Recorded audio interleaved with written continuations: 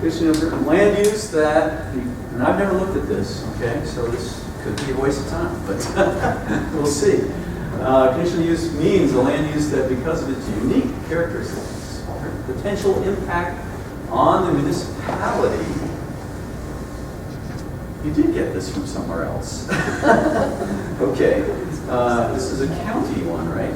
Anyway, surrounding neighbors or adjacent land uses may not be compatible in some areas, or may be compatible only if certain conditions are required that mitigate or eliminate detrimental effects. So lots of good language there. May not be compatible. Anybody got an issue with that? If it's not compatible, why is it in the zone? There you go. You got it. That is the whole theory of this at this point, right? If you got it in the zone, it should be compatible. All right? Is compatible kind of a hard definition? Yeah, it is. That's actually one of the words, it's kind of like a keyword that you might do a search on in your ordinances. See how many times you used it and where, and kind of decide if you can make that clear. Because, again, compatible means one thing to one person and another to somebody else, right? So, you know, compatible with a neighborhood, which is very common. I don't know if we'll get to that, but it just doesn't really work for being a standard. It's something you can actually work against there. Yeah. Just thinking out loud a little bit here, but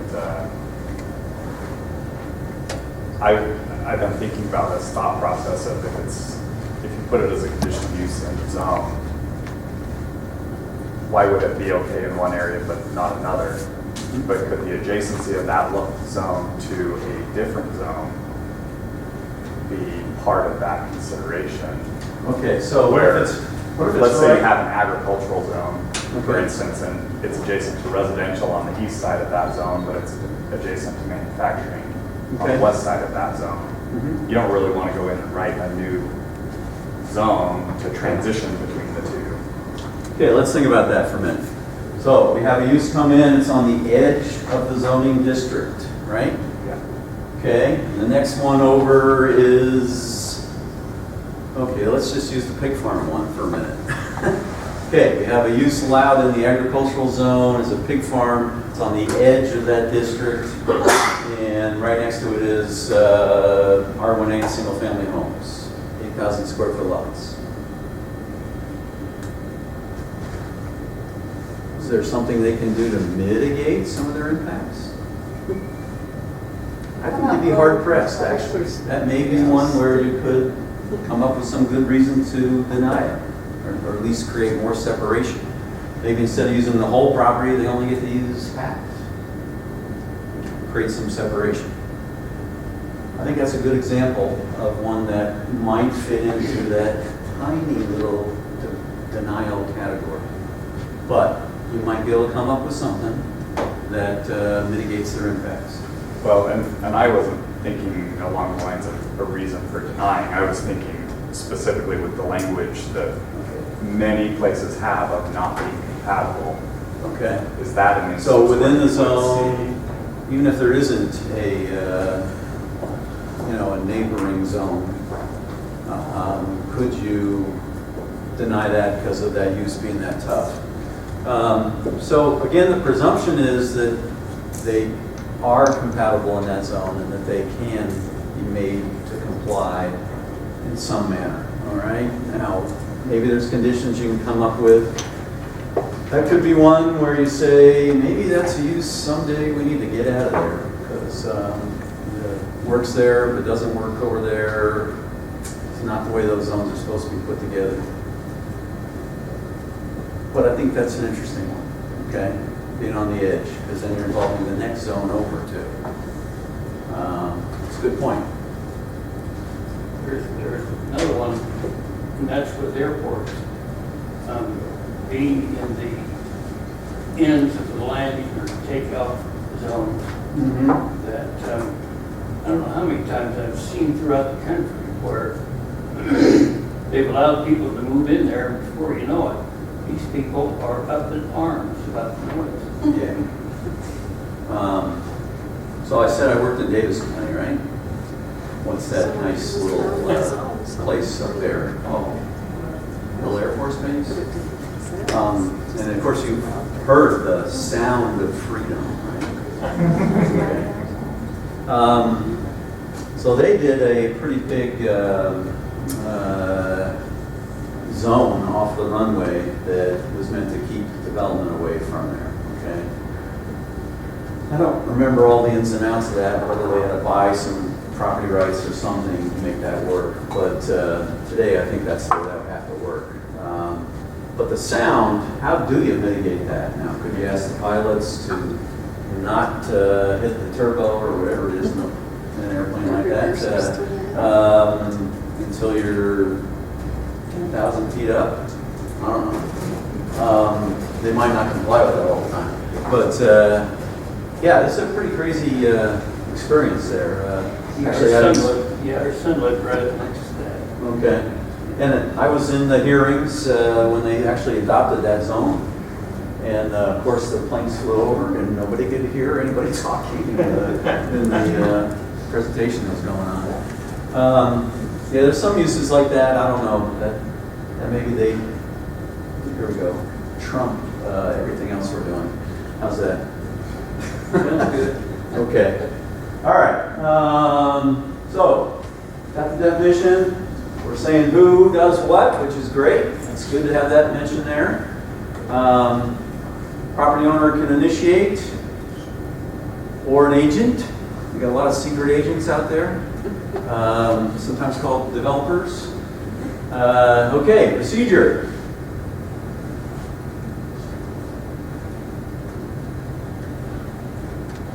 So, talking about a particular kind of a use up here first, I guess, right?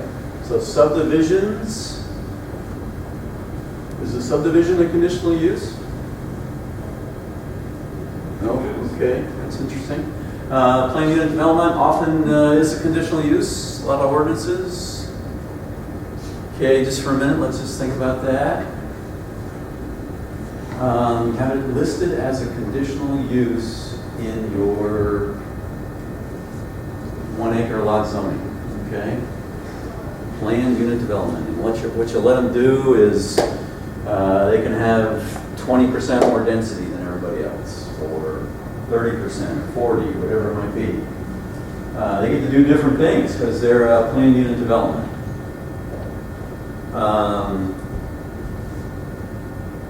Some folks have gone to actually separating those out, okay? So that you don't have to go through this whole conversation of, I don't think that works there, or it does work there, okay?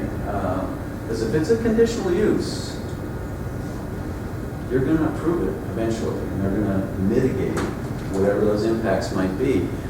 But sometimes that hearing is a terrible hearing too, okay? And have something different next to me. Oh no, I don't want that. I'm going to have half-acre lots. Oh no. So anyway, those kind of conversations are really tough to have, right? So just think about that. But that's interesting. That's right there. That's the first part. Okay, and they're just reminding them that they have to go through the subdivision process, and that does go to the county commission. Okay, application. Here's a complete application. It's like lots of good stuff. Might even have a traffic impact analysis. That's good. Where are we going? Over this way? No, sorry. Keep going. Thanks. Okay. And so this is more information on the conditional use permit, okay, on what the application requirements are. And then we got this about determining completion, the zoning administrator. Okay, that's a good thing. Some communities actually hand them a letter that says, we have determined you are complete. We never did that in West Valley. We just said, yeah, it looks good, eventually. So, can be very technical again if you want to be. That's probably a good thing. Staff report. Okay, going to do a staff report. Hold a public hearing. And we've already learned we don't necessarily have to do that, right? We can, but we don't have to. Should go through condition, deny the. But do you have to when it's written in there? Yeah. So if you wanted, yes. So all of their conditional uses have to go to a public hearing. If you want to change that, you have to change this too, right? You can't just say, well, I'm changing my procedures. You have to put it in writing, okay? Okay. Administrator, okay. Wait a minute. Hang on for a second. No mail outs. You guys don't have to do any mail outs. None? Wow. How do people even know that there's a conditional use showing up? Because we're having a public hearing. Okay, so we're all every day in our lives looking at those fine websites where they have illegal notices. Yeah. It helps us to go to sleep at night also. Yeah, right. Okay. You know, I mean, that is all the requirement actually asks for. We could maybe post the property, but we didn't say we were not. But so they don't do much. They just have a hearing, right? That's interesting. Because I haven't seen that very often. All right. Okay. So we don't even really talk about putting the ad in the paper or anything like that. But okay, public hearing, that does require that. So here's our standards. But underneath that, it says section 2-2, 050A, that's what addresses public meeting or public hearing noticing. Okay, so what are you doing Which then? comes from state code. Yeah. So that basically takes you to the section of our code, which references state code for Okay. how to notice for a public hearing. Okay, and at this point, that is just the public notice in the papers. Yep, and the website. Yeah. Yeah, okay. So that used to have some language about mail out. But anyway, it doesn't have that anymore. Okay, good. Okay, conditional use permit may be issued only those conditional use is allowed by the zone. Where the conditional use is located. You know, we all put a lot of stuff in our ordinances that I sometimes wonder, why do we even bother, right? You know, half the conditional uses that we did when I was on the planning commission, we would list all these things that are already in the ordinance as standards, right? You have to do all these things. Okay, you're back. Ray is back. I've kind of wondered why we do that. Is that first one necessary? I mean, it's only allowed if it's allowed in the zone. Seems like that's sort of how it works, right? Okay. Okay, conditions may be imposed as necessary to prevent or minimize adverse effects, character of the site, adjacent properties, surrounding neighborhoods, other existing development, improvements in the vicinity of the conditional use. Okay, so that's saying infrastructure issues, I guess. Such conditions may include but are not limited to. There's a nice little phrase, but are not limited to. So is it limited to whatever's in the ordinance, the written ordinance? Yeah. So that kind of phrase, which I had that in West Valley too. I didn't do anything.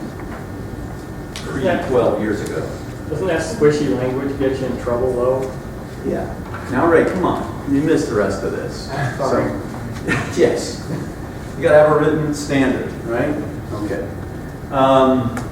So, now limited to, that's kind of stuff that you probably could eliminate in your entire code. But concerning construction character, I don't know what that means necessarily. Location. So maybe unless we're talking about the edge of the zone like we did earlier, I'm not sure. Location probably, in my mind, wouldn't be a part of this. Landscaping, screening, traffic, parking, hours of operation, mission of odors, good, light, noise, other matters relating to the purposes and objectives of this code. So even that phrase at the end, which is kind of the same as but not limited to, probably needs to be dropped off just because you're going to want to list them all. And that's a pretty good list, but maybe there's some more out there. Okay, and you can write those down on the approval when you actually give an approval. You're going to write them down. Okay. Okay, they're gonna ask the applicant to present information. Oh, look at that. Okay. Oh, yeah. So these phrases, A, B, and C, those really are the ones that are pretty standard out there. And just by the by, I'm going to say maybe 80% of our ordinances have not caught up with state law on this. Maybe 20% that have. Detrimental to the health, safety, and general welfare. Improvements in the community, existing surrounding uses. And what's the theory of these uses in the zone? They're meant to be there, right? Okay. Necessary and desirable. I always love that one. You know, I just don't think that massage parlor is necessary or desirable. And I don't like tattoos either. So anyway, okay, sorry. It's just one of these things that we all used, but it really is too vague to be in there anymore. There's that neighborhood thing.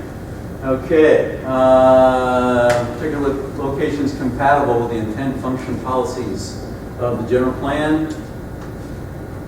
Did I say this earlier, that your code implements the general plan?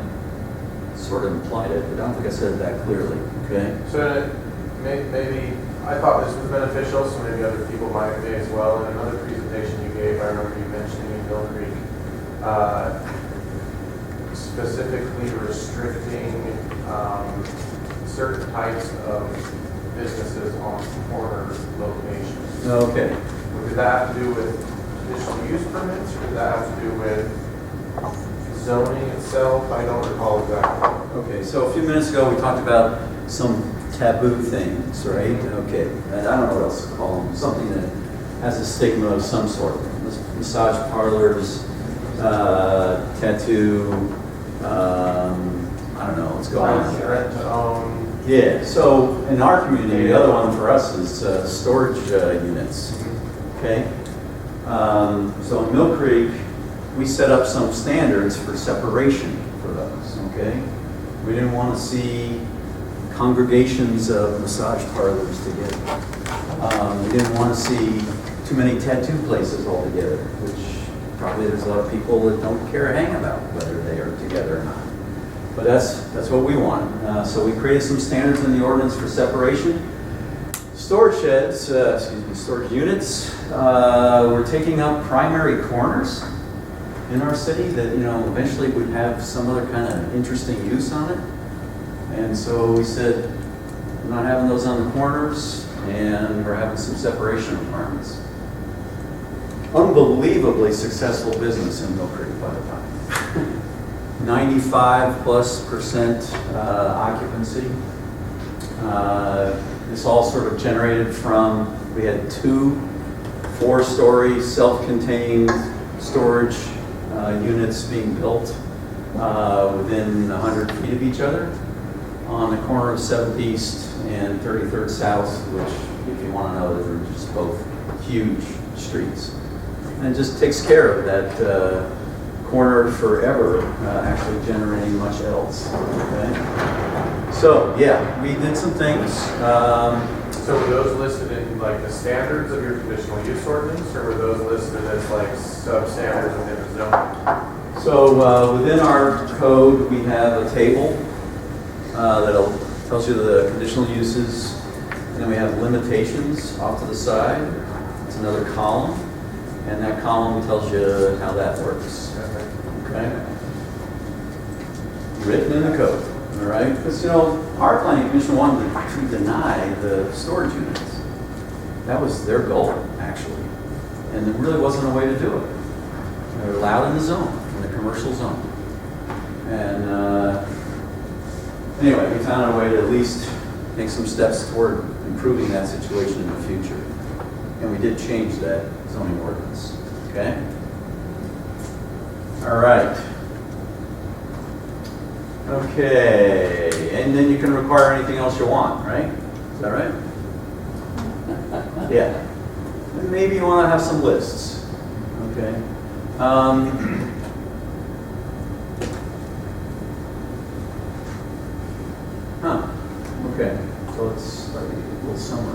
All right, so this is how we look at the uses when they come in.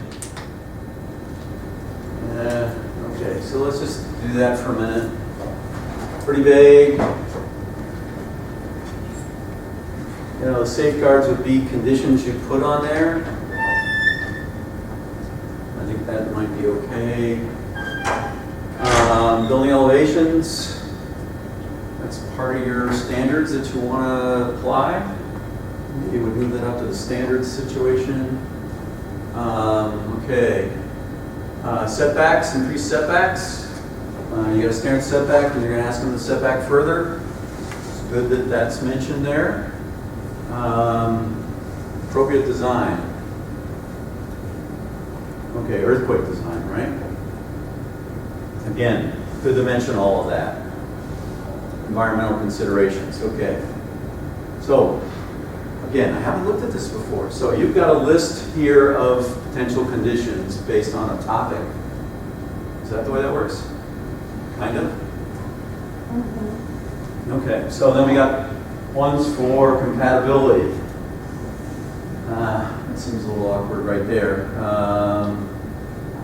Oh, and then the first one is exactly the thing that, again, I guess we said it enough, right? Belongs there.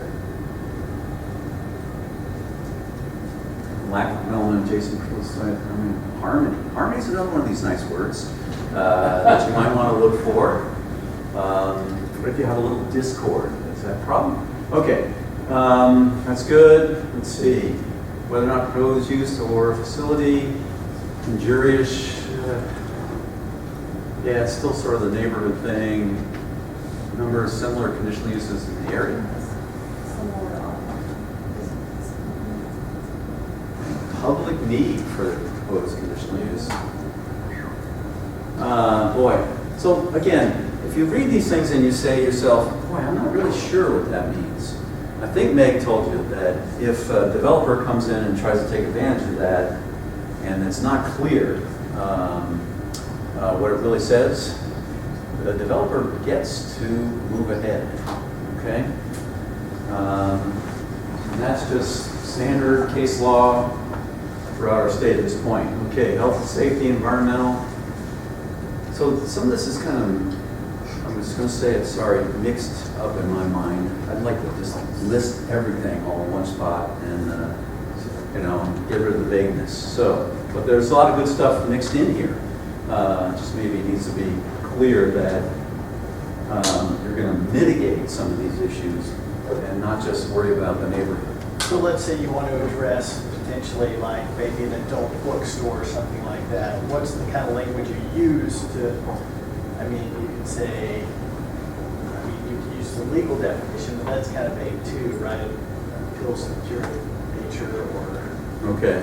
How So do you said adult bookstore. Yeah. Okay. So everybody has to have some place where they allow a sexually oriented business. I don't know if the sexually oriented businesses are out there checking to see if you've done that, but nevertheless, most of the communities that I've seen push them toward certain areas of the community and not everywhere, right? But somewhere you say it's okay.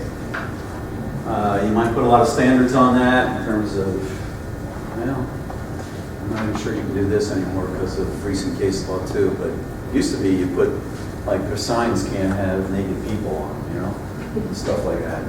But now I think there's a case law that says we're not really allowed to look at the content of the sign, okay?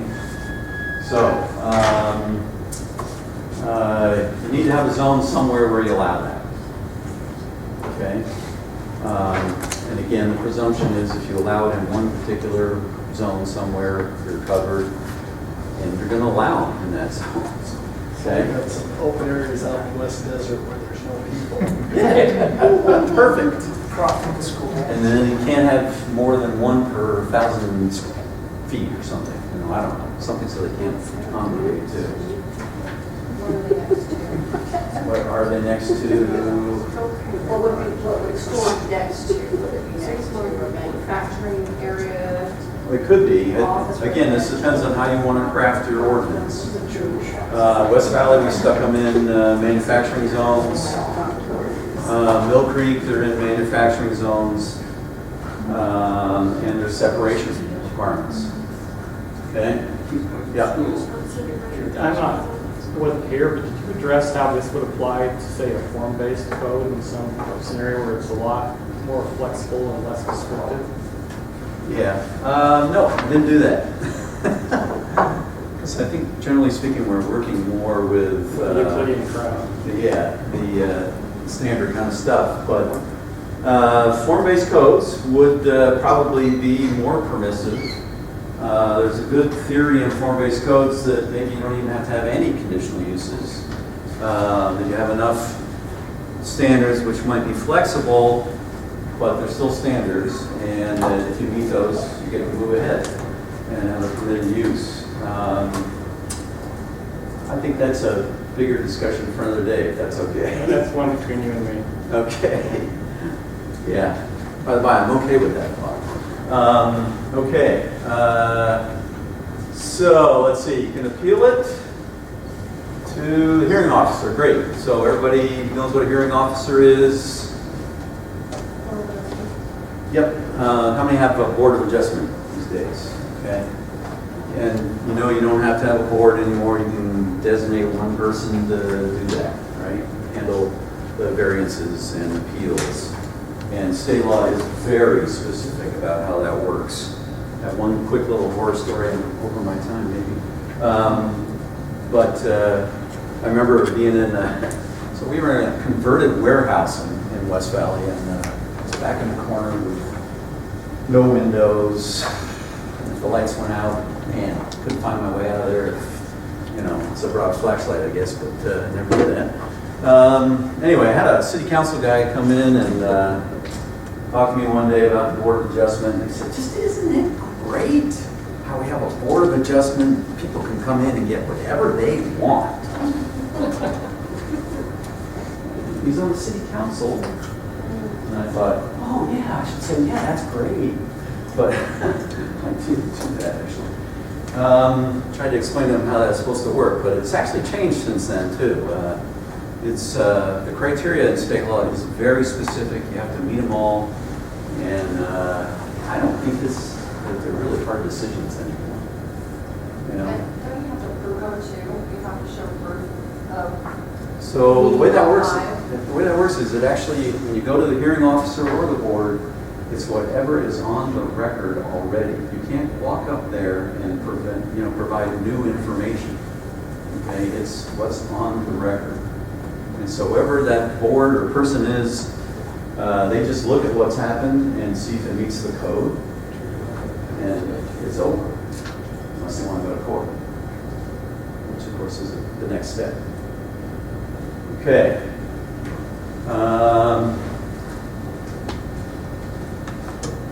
It's good, you say it can be transferred, great, because we know it runs with the land, right?